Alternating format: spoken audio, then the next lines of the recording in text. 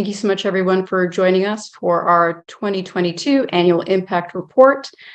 My colleague, Carrie VanWinkle, will be taking us through a quick presentation, as well as with our guest speakers from some private investment firms we wanted to spotlight for you today. So each year we create an annual impact report. We know that clients, investors who work with us at Natural Investments are interested in impact, and it's important to share the stories of impact. And so each year we spotlight a few of those stories in our annual impact report. So recently, the 2022 annual impact report went live, and we wanted to offer this webinar as a way to help people engage a little bit further with the stories that we shared there. So the agenda today is an introduction of the speakers. I'm going to spotlight some key takeaways from the impact report.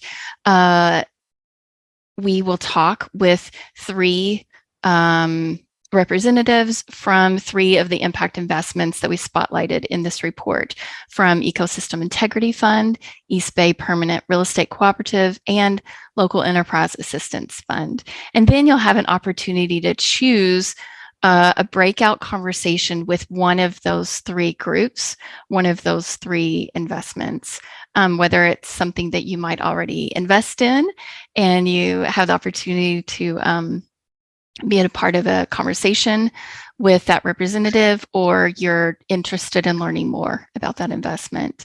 And after the breakout conversations, we'll come back and I'll invite you to share any kind of sparks from that conversation, insights, feedback, questions. If you have a copy of the paper copy by chance, pull that up if you'd like. Sylvia's going to put a link to the PDF version in the chat, so you'll have the full report, and we're pulling directly from the report today, so you'll be able to follow the pages that I reference.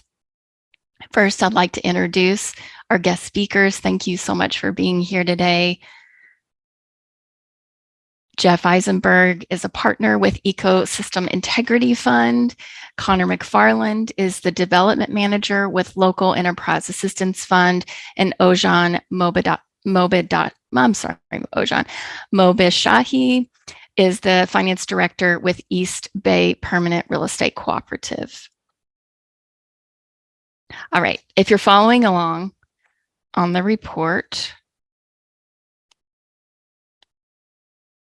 don't know the number of the PDF page, but the report itself page is page 6 that we'll start with. And there's just a few of these pages we're going to spotlight here. So through our clients who invest, and we help them invest in sustainable and responsible impact investments, we focus create impact in 3 ways. Focusing on social issues, and here we're talking about avoiding investments that are involved with wealth and resource depleting activities. We had clients invest $478 million last year in these types of investments. And of course, these overlap. Environmental issues, what they want to be seeing more of, 377 million investment dollars went to these types of investments. And then something really special and important that we're committed to and do with a lot of our clients are community investments. So in the community, funding social enterprises that contribute to solutions and support communities, usually most at need. Over $500 million, over $500 million in community investments. All right, same page 6 of the report. We had $375 million in fossil fuel-free investments, $206 million in military and weapon-free investments.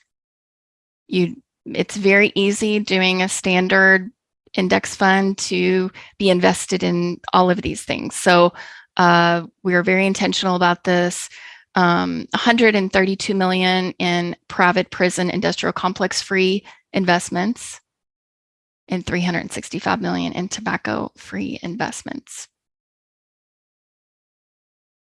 Okay, and then the next page, page 7, we're also looking at how do the investments that we're helping clients connect with reflect the sustainable development goals. You can see a number of those goals are highlighted here and how much, I won't go through all those numbers, but you can see how much that we were able to identify are in each of these areas. 6 billion in good health and well-being, life on the land, 9 million. You know, we're just working to increase this as it's a fit for clients. And sustainable cities and communities, decent work and economic growth, climate action, of course, is the biggest one there, affordable clean energy. And then here it highlights the type of asset classes that we are using that aligned with the SDGs, the Sustainable Development Goals. So a huge portion of this we're using mutual funds, 342 million. We have managed accounts, municipal bonds, impact-focused municipal bonds, a large amount in community investment notes, 116 million there. Sustainable asset and infrastructure, 44 million there. And then you see some others highlighted. One of my favorite slides is many of the advisors feel in natural investments. You can see the growth of percentage of total assets under management that the firm has had in community impact investments since 2019. And since 2019, it's almost practically doubled there, from 259 million in 2019 to 563 million in 2022. Community investments can be focused on affordable housing, supporting BIPOC-owned businesses, Black, Indigenous, and people of color-owned businesses, and mitigating climate change. And one of the great things about community investments is whatever the amount that a client has to invest, there's usually at least something within this area of community investments that is a good fit for a client and can help them direct money into these types of impact areas. Okay, so now we're gonna have a conversation with Ojan from East Bay Permanent Real Estate Cooperative, and I am going to just introduce him to you quickly. So I mentioned he's the finance director and staff owner at East Bay Permanent Real Estate Cooperative, also for short, EBPRIC. It's a democratic, BIPOC-led cooperative that takes land and housing off the speculative market to create permanently affordable, community-controlled land and housing. A certified permaculture designer with a background in economics, sustainable land use, and real estate development, Ojan strives to bring the financial and strategic know-how to help visionary organizations build their capacity and long-term sustainability to support a just transition to a regenerative economy. Thanks so much, Ojan, for being with us. Yeah, happy to be here. Sorry, it looks like oh, here we go. I can turn my video on. Hello, everybody. So Ojan, I've got a few questions for you. Tell us first, what is a permanent real estate cooperative? Sure thing. So a permanent real estate cooperative is a new type of organization. EBPREC was actually the first permanent real estate cooperative. We've had a couple spin-off permanent real estate cooperatives start since we launched, and lots of people asking us, how do we do this? And the real answer is we're still figuring it out, which is a very exciting place to be in innovating new community ownership models. But basically, we are a cooperative corporation, and our purpose is to facilitate BIPOC community members to organize, finance, and acquire and steward properties together, taking them permanently off the speculative market and into community control, right? We're owned and run by our members, and we have 4 types of members, which include the residents who live in our properties, include local community members, include our staff, as well as investors who can purchase shares for $1,000 per share. And our our goal is really to like empower those frontline communities who have been historically disinvested from through municipal action, state action, private action, who've had their wealth stolen over and over again over the generations, for us to be able to democratize access to capital, right? So by investing, anyone even I was born and raised in San Francisco, and when I moved to Oakland, I felt like a gentrifier, right? So how could I contribute on a very small level? EBPrec provides an opportunity to actually invest instead of putting my money in Wells Fargo, right? Who's going to use it for displacement? You can invest in EBPrec and actually empower your neighbors to invest in their own permanently affordable housing and have control over their own future of their neighborhood and the way real estate forms the built environment in their neighborhood. So that's really the vision behind what we do. And with a membership of as little as $10 a year, our community members who might not have enough money to invest but want to show up and participate can have meaningful decision-making power in how we deploy capital into their communities. And yeah, that's why this model is so powerful and it really matters, is because it's democratizing access to capital and democratizing power and decision-making across people's neighborhoods. Super, thank you. Can you share a story of a person or a family that's been changed through the work of EBPrec? Absolutely. I'll tell you a little bit about our most recent acquisition back in December. Was brought to us by a community member named Princess. She's a second-generation Richmond resident, a Black woman with 2 kids, and she's lived with her family in Richmond for a long time. She actually was looking for somewhere to invest in herself to purchase with her family, and they went to their bank, and she wasn't able to qualify for a loan for this house that she found. So she brought that house to us, and was curious if we would be able to make it work. And she had already found a property that could work. The property happened to have some issues with it that made it a little bit complicated for a private investor, or like an individual sort of home purchaser to buy. But EBPrec had the capacity to understand those issues, to talk to the city and figure out the permitting situation. So even though the property was already in contract, we were able to raise the capital and to get in line, basically. And when all the other buyers fell through because of the complications with the property, we were in rising interest rates with the banks. We had our affordable capital on hand through our crowdfunding, and we had the capacity to move the project forward. So we were able to purchase that property in December. It took us about 2.5 months to fix up the property. And this was my favorite part, because Princess and her family are community organizers in Richmond. So they helped us organize 3 work days, and they brought their friends and family out, and we patched the drywall together. We fixed the plumbing. We got under the house and shored up some of the piers to make sure the floor was totally level, these kinds of things that they wouldn't have been able to do on their own. And I also wouldn't have been able to do on my own, but because the community was involved and wanting to put their own sweat into the project, we were able to do it together, do the rehab substantially more affordably than if we just hired it out. And yeah, so she's been living there for, I think, 3 or 4 months now with her family, and it's an intergenerational family. So there's grandkids, her and her brother and both of their spouses live there, along with their mother and mother's partner. So, and it happens to be 9 houses down from one of their spouses' mothers as well. So other grandmas right down the street. It's just fills me with a lot of joy to see the impact we've had to be able to turn them from perpetual renters into now building equity in their property with every month that they pay rent. There was no down payment involved, but every month they pay rent, they help us pay off the mortgage. They earn a portion of that equity as well. Powerful. And what do you feel like it's important for our investors to know about the work of EBPrec and why these investments matter?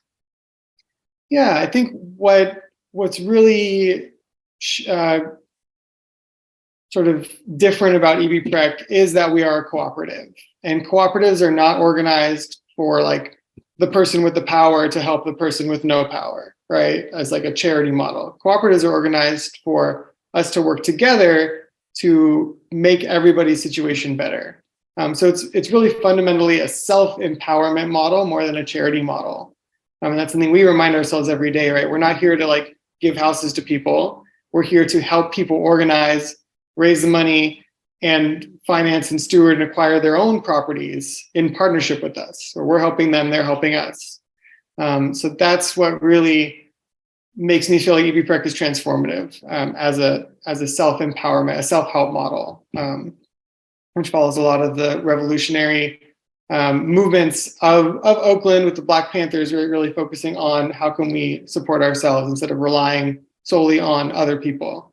And by investing in EBPREC, you can participate in that self-empowerment, right? We're also making these more mission-aligned and values-aligned investment opportunities available across the board, right? Like I said, when I moved to Oakland, I didn't know, like, well, what could I do with my money to actually help, right?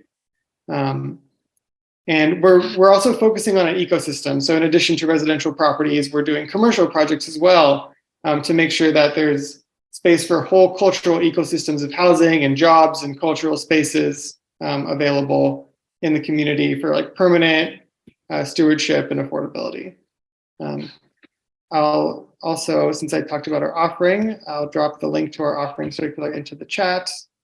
Well, maybe I'll drop it in here, but I can only share with the host. So maybe someone else could share it so that I can keep complying with the SEC and share all the documents we need to. Thanks, Ojan. Yeah, thank you so much, Carrie. Great. Thanks for being here.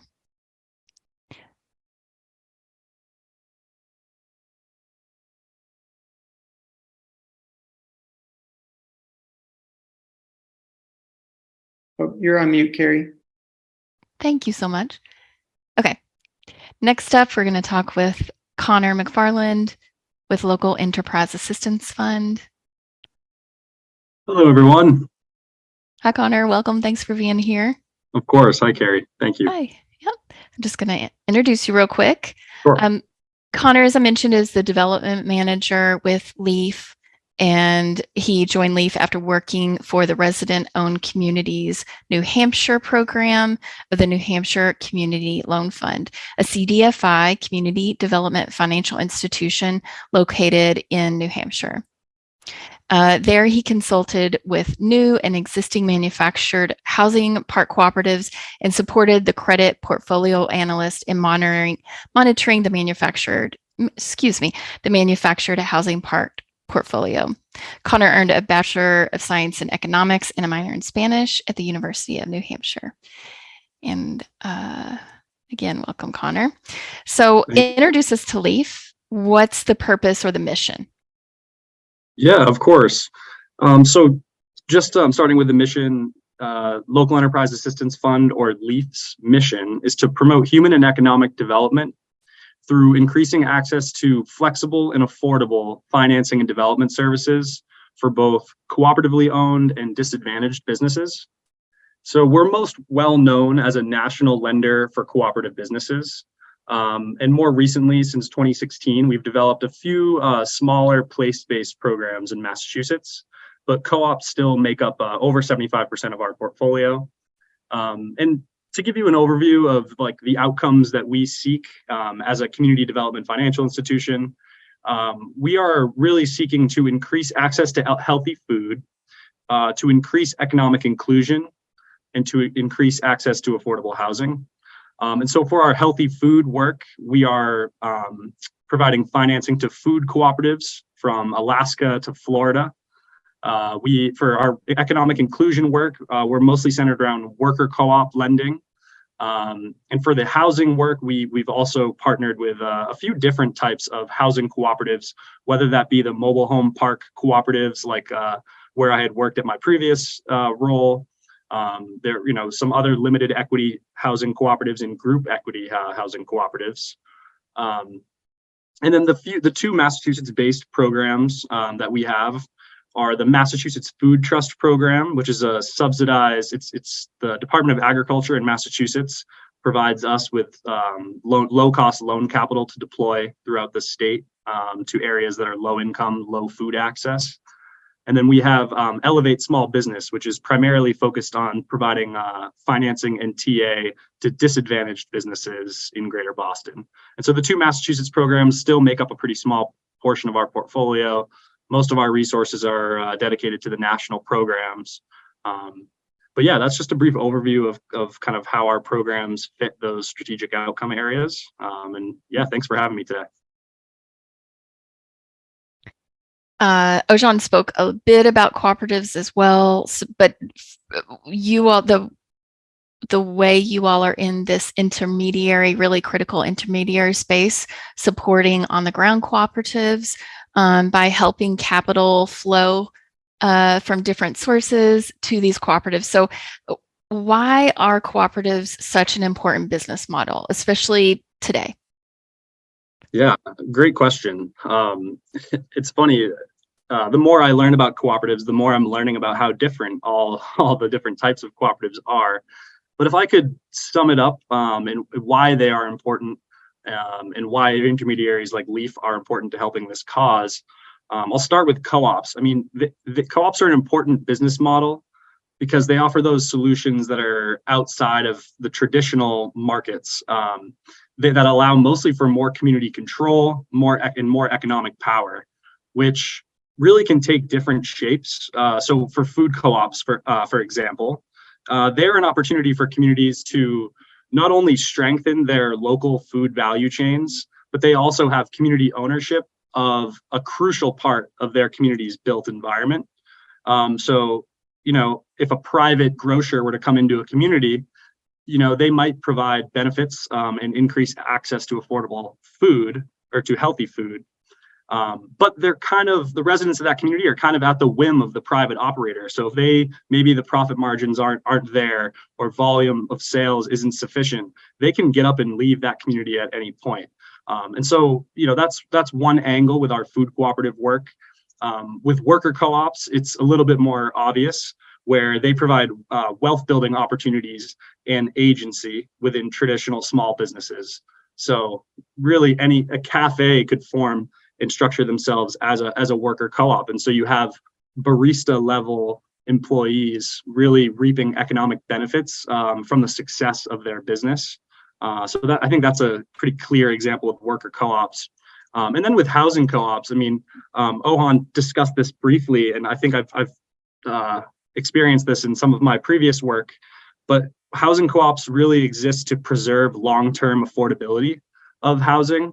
And we've seen with mobile home parks, with call it student housing, areas that are gentrifying rapidly in metropolitan areas, that the private markets are pricing out low and moderate income households of both home ownership opportunities and rental opportunities.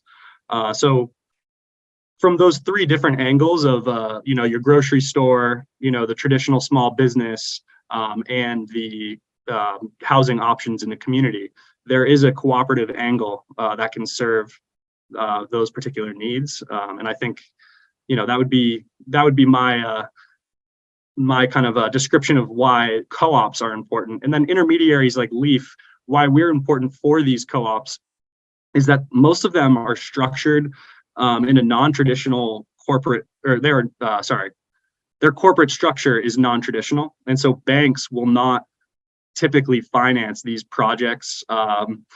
So the housing projects, maybe there's a little more ambiguity that they might finance certain housing projects.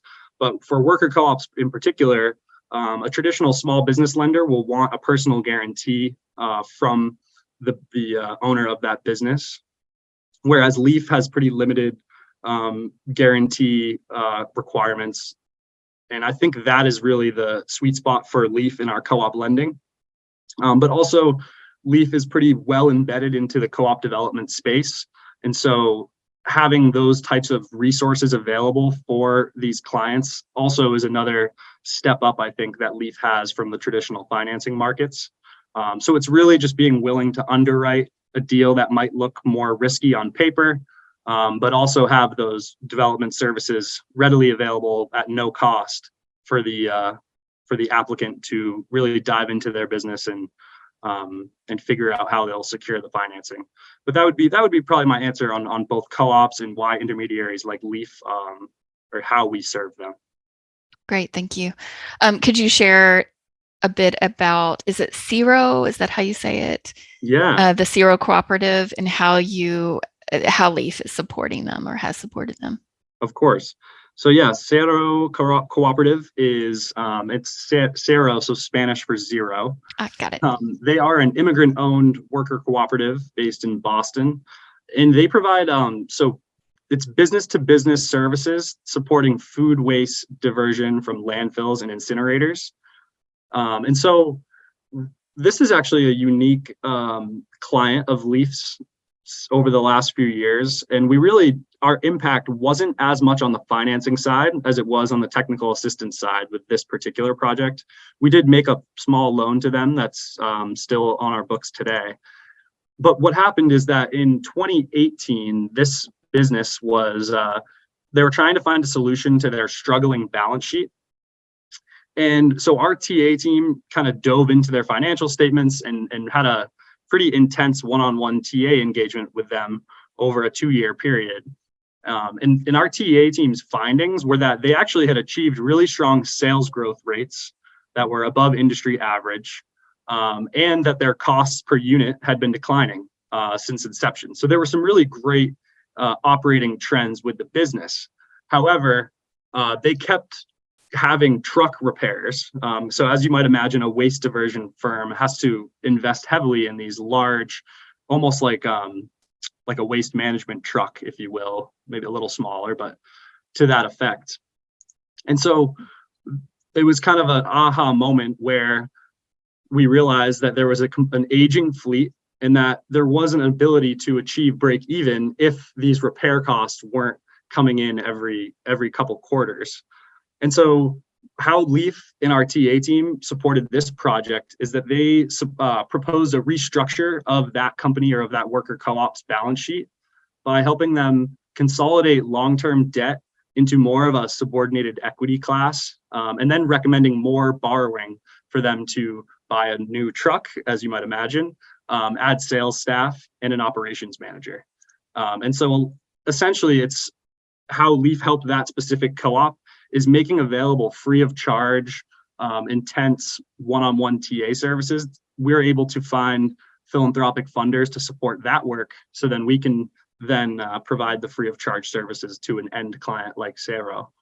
And then just for one other, so that's an example of TA, but typically how our financing will support a worker co-op is during what's called the worker cooperative conversion process. And so there's a couple projects that come to mind. I'm not going to get into details, but to be vague, one was a light manufacturing, so a woodworking portion of a light manufacturing plant where we helped the segment within the business acquire that segment from their retiring business owner. Another was a branding agency where the CEO decided to leave. They were kind of all set and ready to sell the business. And so we were able to organize that financing stack and help these these employees of the branding agency acquire that business and have with a seller's note from their former CEO.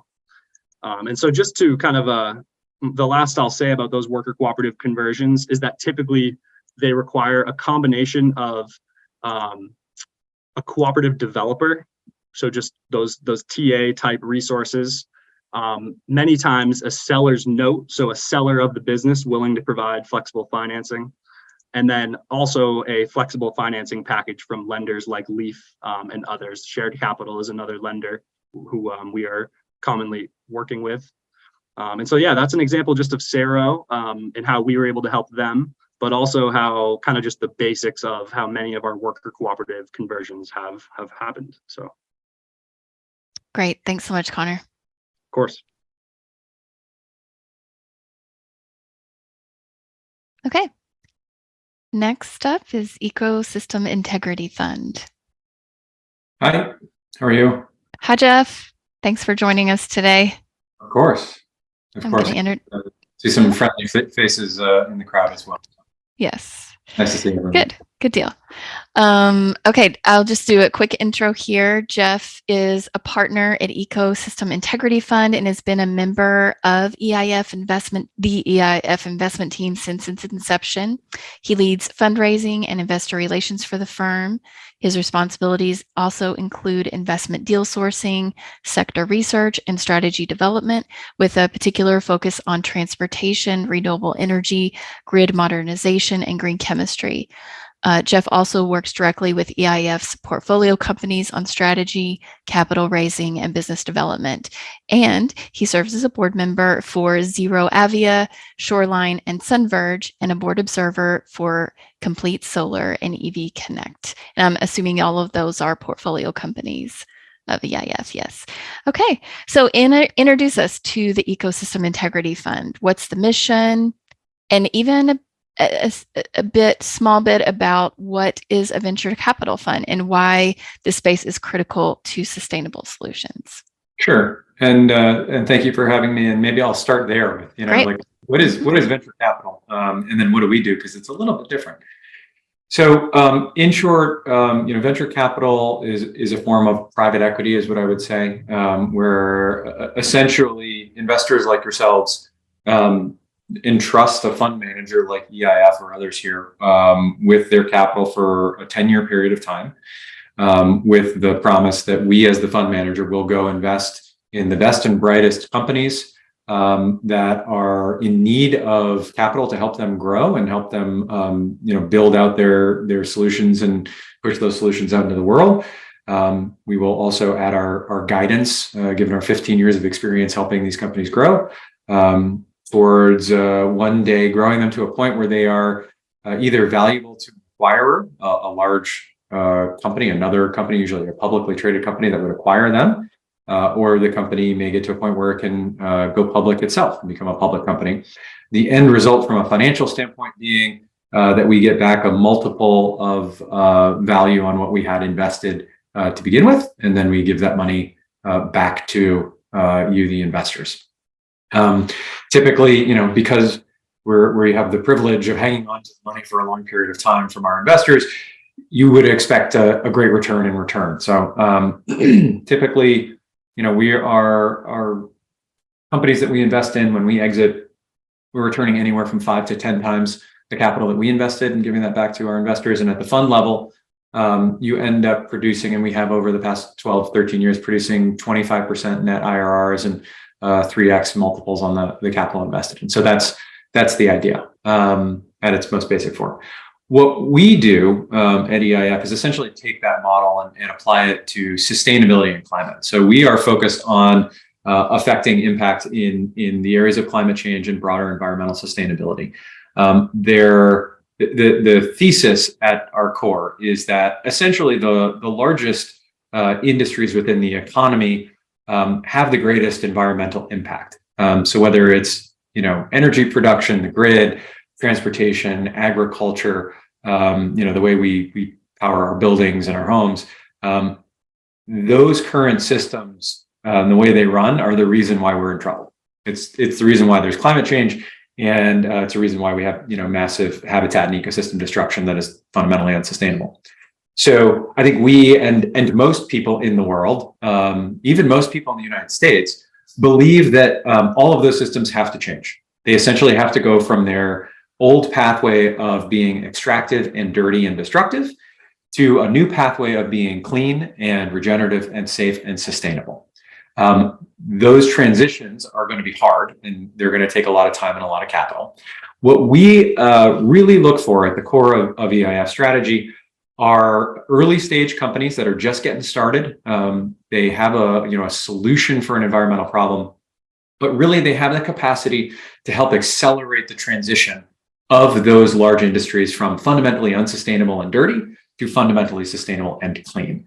And that's a big job, right? And so in reality, each of the companies that we invest in is a small enabling tool or technology that helps nudge that industry in the green direction and help the transition happen faster. At the end of the day, because we're doing that, or our companies are doing that, they are actually solving a real problem for those industries. If you're in the energy industry, you know that you need to become sustainable or you're going to be out of business in a decade. Same thing in the car business or same thing in the agriculture business.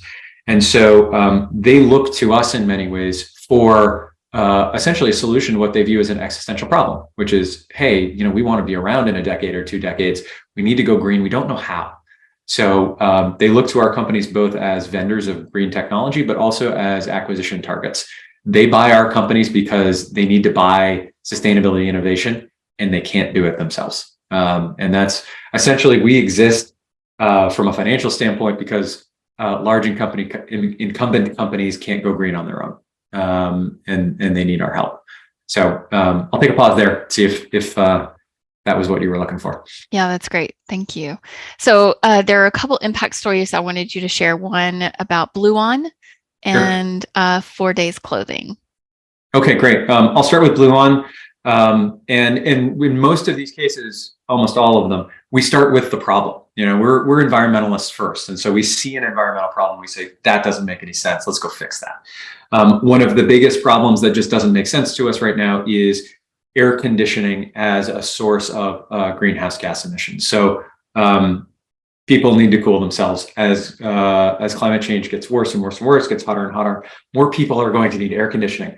Right now, air conditioning is responsible for approximately 10% of greenhouse gas emissions. So just cooling ourselves down, right? The thing is, it uses a lot of energy and electricity, which we pay for. And the refrigerant also, if it's released out into the environment, which is a waste and shouldn't be done, also is a major contributor to greenhouse gas. So we have been for a decade trying to figure out ways to reduce the amount of energy it takes to cool down a space, fundamentally, right? And this should be in everyone's best interest. If you do that, you reduce the amount of greenhouse gas emissions produced by creating the electricity to power the air conditioner, and you save the end consumer money. Everyone wins, right? In our pursuit of that, we found a company, Bluon, that had developed a novel refrigerant that just by switching the refrigerant out or recharging, once the refrigerant's gone in an old air conditioner, recharging it with the Bluon refrigerant, you can save 25% off your electricity bill. So it costs very little to buy this refrigerant. And then all of a sudden you're using 25% less electricity. So if every air conditioner in the world did that, we'd go from air conditioning being 10% of greenhouse gas emissions to 7.5%. That's a big deal. There are very few easy fixes that get you that kind of a greenhouse gas reduction and save you money at the same time and are easy to implement. So it was something that worked well within the system and was just a great innovation. It turned out along the way also that in order to sell the stuff, the company had to engage really closely with the actual HVAC technicians, who essentially had been, these are very hardworking people working on the roofs of commercial buildings, and they had been ignored as essentially playing a really important role in climate transition, right? Because these are the people who can make sure that HVAC equipment is running efficiently. A mistuned air conditioner, commercial air conditioner can waste 10 or 20% of energy just because it's not tuned correctly. So the company engaged really closely with them to help push this out into the world. And now half of the HVAC techs in the United States are actually on the Bluon platform. It's an app on your iPhone. They buy the refrigerant through that app, but we also push at them essentially tools and instructions for tuning air conditioners. So not just bringing down the energy use through a better refrigerant, but teaching them how to make air conditioners more efficient just by tuning them correctly. So maybe getting 35% reduction in greenhouse gas emissions from air conditioners. And the company is growing really well. We invested, they had about $1 million in revenue. It was about 4 years ago. Now they'll do probably 25 million of revenue this year. They have a number of strategic air conditioning companies that have invested and are going to now try to push that solution out into the world. So super excited about the potential there with Bluon. Real quickly on 4 Days. 4 Days is in a totally different industry. The problem we were looking to fix there was waste in the apparel industry. A fact that always just makes me angry is that the average American throws out or creates 85 pounds of textile waste every year. About half through actually throwing out clothing and shoes, and the other half in when you buy clothing, there's a bunch of cuttings that get thrown away. And so just in the act of buying a new piece of clothes, you're creating essentially the same or twice as much waste on the cutting floor. And it's kind of a nasty industry. There's a lot of water pollution and mistreatment of workers that I think we've all known about. So the idea was, okay, we're throwing all this clothing out. Why aren't we recycling it? Well, we're not recycling it because it's just hard and expensive to recycle. It's not that these pieces of clothing can't be recycled. It's just that the best thing you think you can do is take it to Goodwill. Goodwill actually just high grades it, takes the 10% of stuff that's the best, and then just throw the rest away. Because actually sorting it into the different components so that it can be recycled properly was a really hard problem to solve until now. 4 Days came along and they created a platform that's essentially like an automated and inexpensive sorting and recycling platform. And then they created a cool mechanism whereby they incentivized people who buy clothing to return all of their old clothing to 4 Days. And so 4 Days has diverted from landfills to recycling over 1 million pounds of clothes just in the last 2 years. And it's something that the whole industry recognizes. Oh, if we can do that, we want to do that because people want to buy sustainable clothing and they want to recycle clothing and they had no way to do it until now. And so what's interesting is, in addition to just doing it with their own clothing line, there are 150 brands now that are using 4 Days and their recycling platform as the way to get old clothes back from consumers and get them properly recycled so that we stop throwing this stuff into landfills. And so we're super excited about the pathway there. From a financial standpoint, that's another company, kind of like Blue On, but even faster. We invested 1.5 years ago. The company had $1.5 million of revenue, and they've grown to 13-14 million of trailing at this point. And they're just growing like a weed. So it is quickly becoming the platform by which the apparel industry recycles its clothing. Powerful. Thanks, Geoff. Okay, just real quick, because we're running a little short, we want to get into the breakout rooms, but could you share something about why the investment flow into Ecosystem Integrity Fund matters? Yeah, I think, we think about that a lot. We want to matter as much as possible. And we try to be the highest leverage form of capital for accelerating this transition of large, dirty industries. We're actually not managing that much money, right? Like we're managing hundreds of millions of dollars, but we're having massive impact on big industries that want to change, but don't know how. So it's a really efficient use of money if you're trying to green these industries. Yeah, well said. Thanks so much. Okay. All right. So with that, I'll just share the disclosure and disclaimer slide for our compliance officers' happiness. But also just to say, of course, the primary intention of this conversation is to help you connect with the stories, the impact. It's not to solicit investment capital, and it's not to give you financial or investment advice. Disclosure, disclaimer there.